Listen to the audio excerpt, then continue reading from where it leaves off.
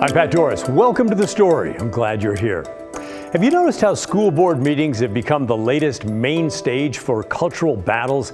It seems like a lot of folks on both sides of the political spectrum have decided that's the place where debates must be held on all sorts of topics. Some of the topics even deal with what's being taught inside the classroom. Sometimes things get nasty, which brings us to our big story.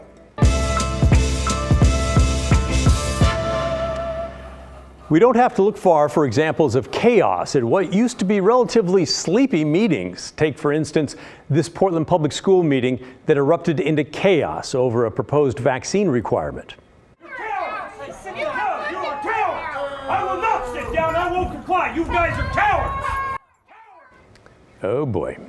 Or the Newburgh School Board, where a debate over political symbols in the school divided the town and ended with the resignation of half the school board. And what I have experienced on this board for the last 3 years has brought back far too many personal memories of abuse.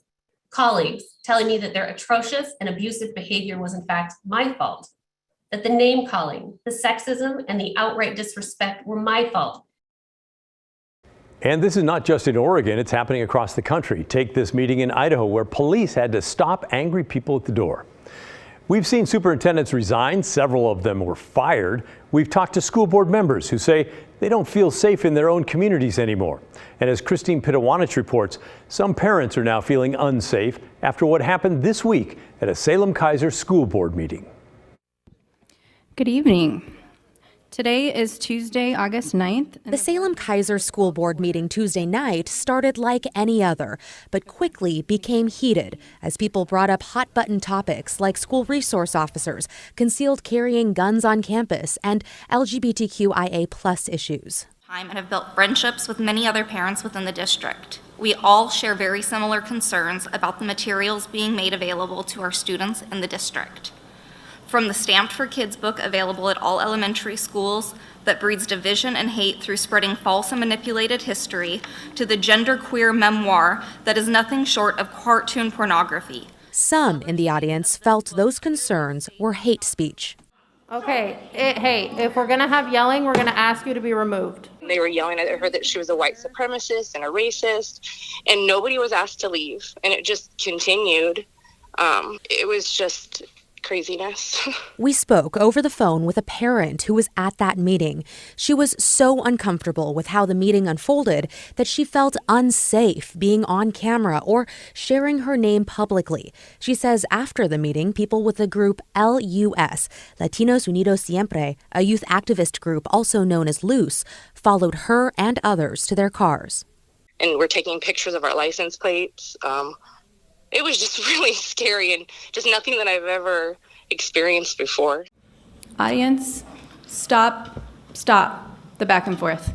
In the board meeting, people with LUS said they didn't feel safe saying their last names on the record. And I refuse to say any more information about myself due to the very noticeable and visible white supremacy here at this moment. Hello, my name is Angelique, and my pronouns are they, them, and I will not be saying any more information about myself due to the fact that there are white supremacists on this school board and watching this meeting. When we come here to talk about these legitimate issues of hate speech, it is not divisive speech. We are talking about our realities as students and youth in this district. Students and parents with LUS spoke about the experiences of BIPOC students, from interactions with police to LGBTQIA+ issues. We sent messages to the email addresses on the website and tried calling as well, talked to someone, but haven't received a call back. Meantime, the board chair, Ashley Carson-Cottingham, said a number of groups were represented at the meeting, and the board tries to make sure people feel safe and heard.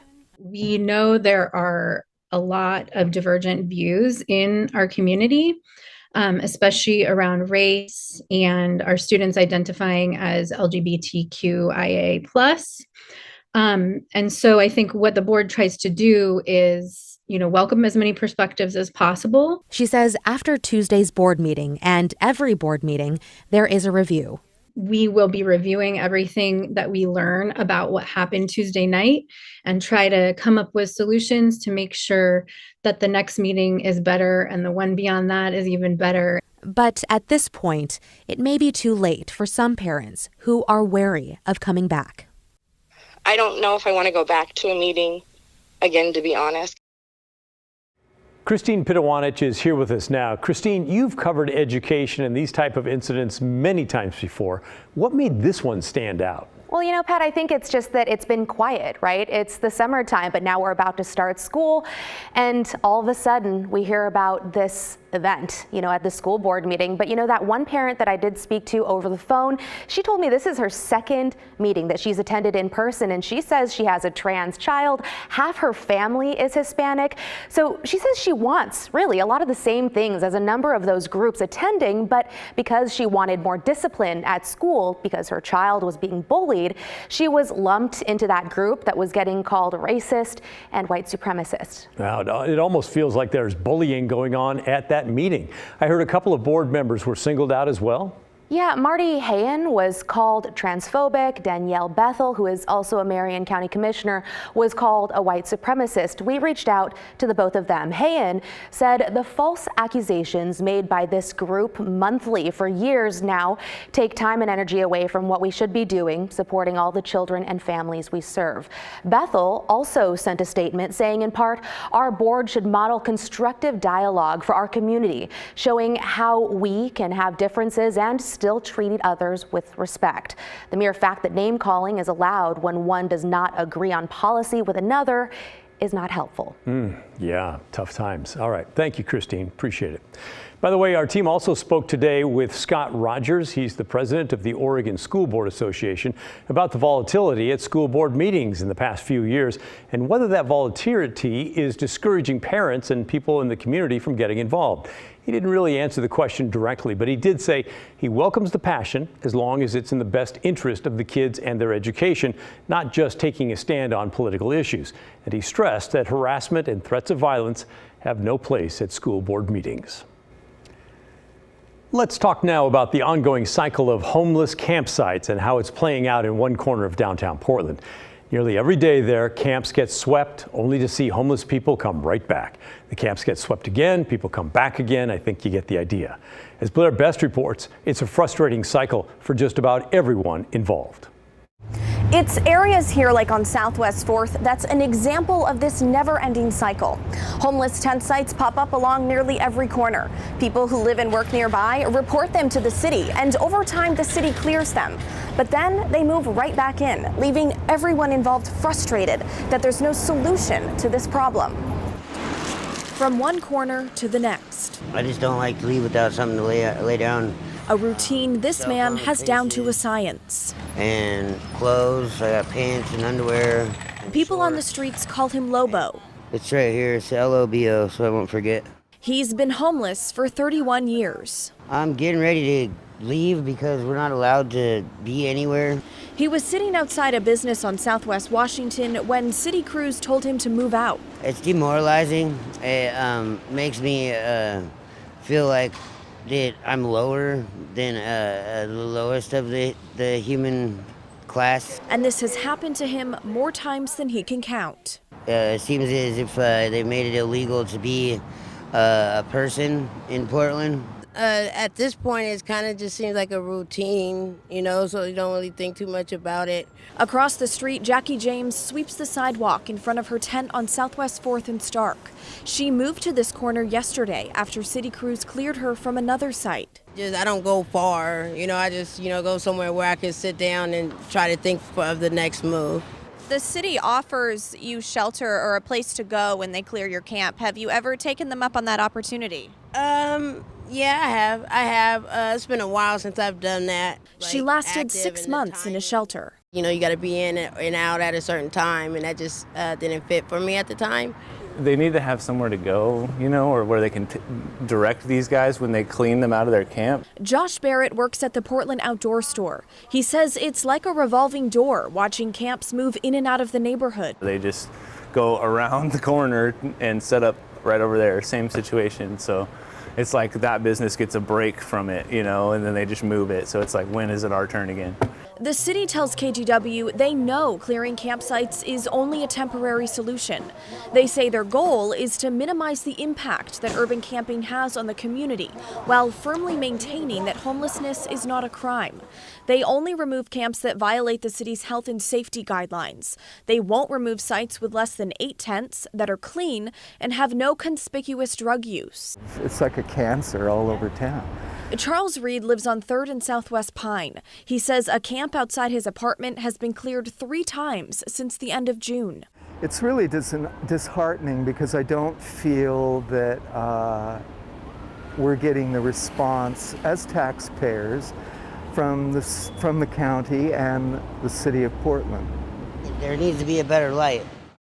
The city says they hope to have a solution one day, but as of right now, they don't have the resources to prevent people from returning to the same sites. In Southwest Portland, Blair Best, KGW News. Thanks, Blair. One of the most common questions we get from you has to do with Measure 110. That's why all week we've highlighted a terrific series from the Lund Report about a new form of meth and how it's making Oregon's mental health and homeless crisis work. The reports used to be behind a paywall, but Lund Report opened them up, so now you can read them for free, and you should. The author of the series is Emily Green. She's detailed the impact of meth on Oregon's health system, as well as the role Measure 110 is playing in all this. Emily found that there's no big plan to battle drug addiction through Measure 110 on any level in Oregon. Are there solutions?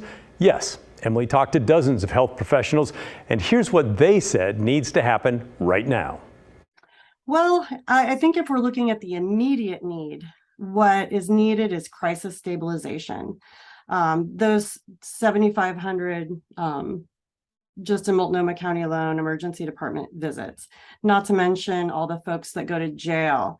If there were a better place to take them while they're struggling with meth-induced psychosis or other, drug-induced mental health crises, that would be really helpful. And in Multnomah County, there is a plan for, it's called the Behavioral Health Emergency Coordination Network, which would initially be set up to treat meth.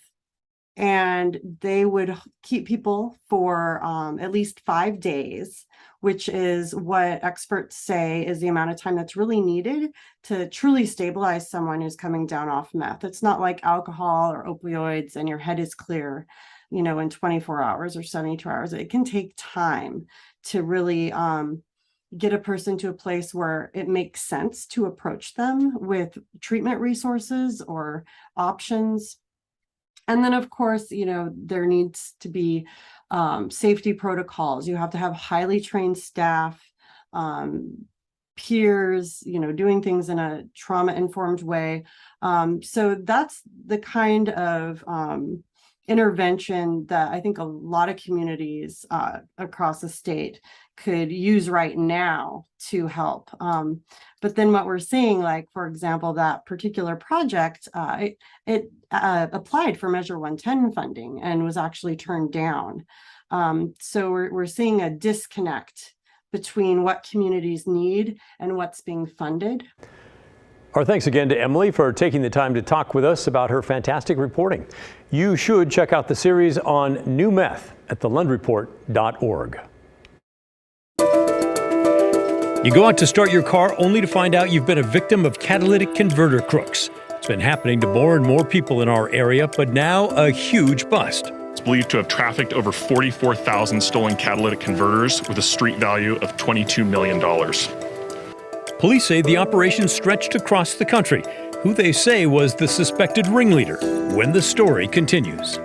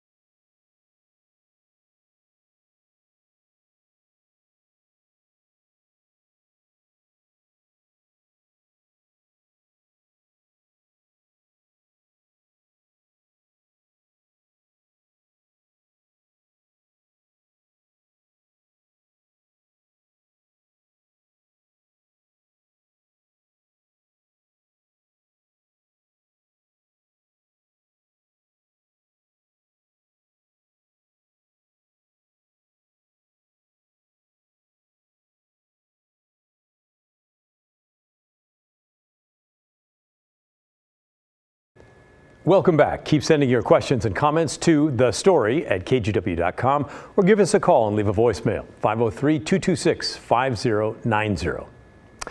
Now to a crime that makes everyone furious, except, I guess, the crooks. It's the stealing of catalytic converters. But there's good news. Cops believe they've taken down a major theft ring focused on our area. This is not just a run-of-the-mill bust, by the way. This appears to be a major operation dealing in tens of millions of dollars worth of stolen catalytic converters. And taking it out just might mean that you can park your car again on the street without worrying, at least worrying too much. In case you're a tad fuzzy on all this, Carfax.com reminds us that catalytic converters are under the car near the exhaust, and it's the part of the car that transforms nasty gases, things like hydrocarbons, carbon monoxide, and nitrogen oxides into water vapor and carbon dioxide. That all happens before it heads out of the tailpipe. It's still not great, but it's not as bad as, not having one. So what makes them so special to crooks? Well, they contain rare metals that are worth a lot of money. It's things like rhodium, platinum, and palladium. Police today said rhodium, I can say that one well, I think, was worth $2,500 an ounce 2 years ago. And now, check it out, it's worth $14,000 an ounce. That's a pretty good incentive for a market, even a black market, to form. And did it ever? Tens of thousands of people were targeted just in our greater area. In late May, our Evan Watson introduced us to Donna Gramont, who was hit 3 different times. I can't imagine that everything's not escalating. Donna Gramont likes walking to work, but right now, she doesn't have a choice. Last month, thieves stole her catalytic converter for a 3rd time since September. They pulled up behind her car, which was parked outside her work in East Portland, and a man used a power tool to cut it off. It took just 27 seconds. Can you believe that? How infuriating. And lots of you were impacted, I know. Police held a news conference today in Beaverton to talk about this latest case and in vague terms how they got onto the ring. Apparently it all started with some sort of a tip last fall or winter. Police said they learned a 32-year-old named Tanner Lee Helbush from Beaverton was running an illegal fencing operation specializing in stolen catalytic converters. They won't say what exactly happened after that, although they will say dozens of investigators were involved and spent thousands of hours on the case. It's a good bet that they were watching Helbush quite a bit, and after several months this past March pulled him over. Here's a Beaverton spokesman, Officer Matt Henderson. On March 1st, 2022, Tanner Helbush was stopped by police in a vehicle transporting over 100 stolen catalytic converters with a street value of $80,000. But he was not the main target of investigators. Police wanted to know who was running the theft ring, who was behind all the stolen catalytic converters that they say Helbush was buying from thieves. In March 2022, Beaverton police detectives identified 32-year-old Brendan Patrick Doyle of Lake Oswego as the leader of the criminal organization. Brendan Doyle is believed to have trafficked over 44,000 stolen catalytic converters with a street value of $22 million. Yes, that is the person they wanted, the person on the top. Turns out he was living the high life in a rented lakefront home at Lake Oswego. So that was a lot to learn for investigators back in March, but apparently they didn't have enough because they waited until this past week to move in. The investigation culminated last week with the search of 8 locations, including a waterfront residence in Lake Oswego. The search led to the seizure of over 3,000 catalytic converters, hundreds of thousands of dollars in cash, a high-end vehicle, and jewelry. The case spanned over 6 Oregon counties and reached into the states of Washington, Nevada, California, Texas, and New York. Officer Henderson, the spokesman there, said the ring was selling the stolen converters out of state, and he wouldn't say where other than on the East Coast, and maybe he just forgot that he had just told us that New York was one of the states involved. By the way, the police did not just catch those 2. On July 29, 2022, a Washington County grand jury indicted Brendan Patrick Doyle and Tanner Lee Helbush and 12 other individuals on charges including racketeering, aggravated theft, and money laundering. Beaverton's interim police chief spoke directly to members of the community. I want to thank you for your patience while we investigated this case. I know it's been frustrating to see this type of criminal activity continually happen with seemingly no end in sight. And we understand the financial burden and inconveniences put on everyone who has been a victim of this criminal organization. Your patience has allowed us to take this organization down from the top instead of just scratching the surface level. Doyle now faces a 72-count criminal indictment. He's pled not guilty. Helbush faces 20 counts. He has also pled not guilty. When we come back, a big win for military veterans exposed to open burn pits in Iraq and Afghanistan. What it means for millions who served, including Beaverton's mayor.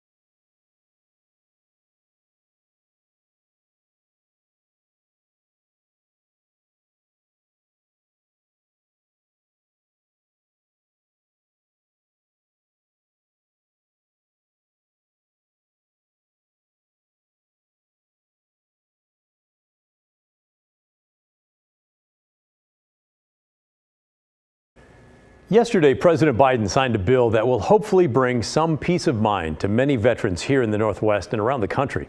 It's called the PACT Act. The bill gives veterans medical benefits if they were exposed to open burn pits in Iraq and Afghanistan.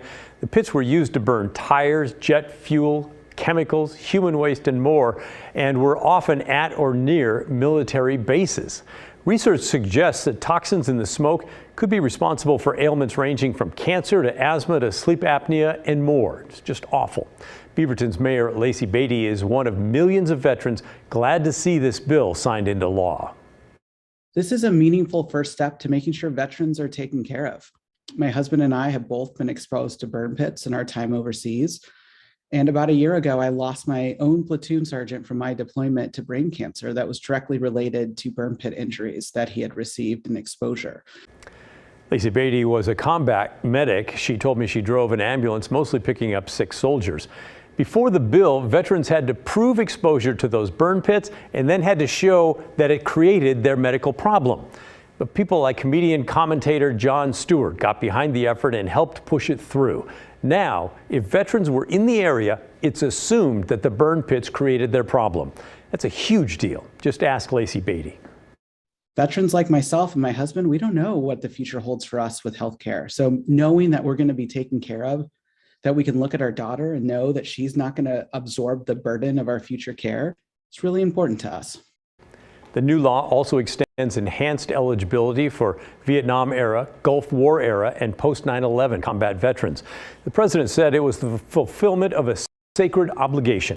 The bill potentially covers 3.5 million veterans and sets aside $280 billion for care related to those exposures. It's one of the largest expansions of VA medical care in American history. And now we want to hear from you. Are you suffering because of an illness that you think is connected to a burn pit in Iraq or Afghanistan? Are you willing to share your story with us and our audience? Please send me an email. The address is thestory@kgw.com or call and leave a voicemail, 503-226-5090. In the meantime, keep sending your questions and comments to thestory@kgw.com.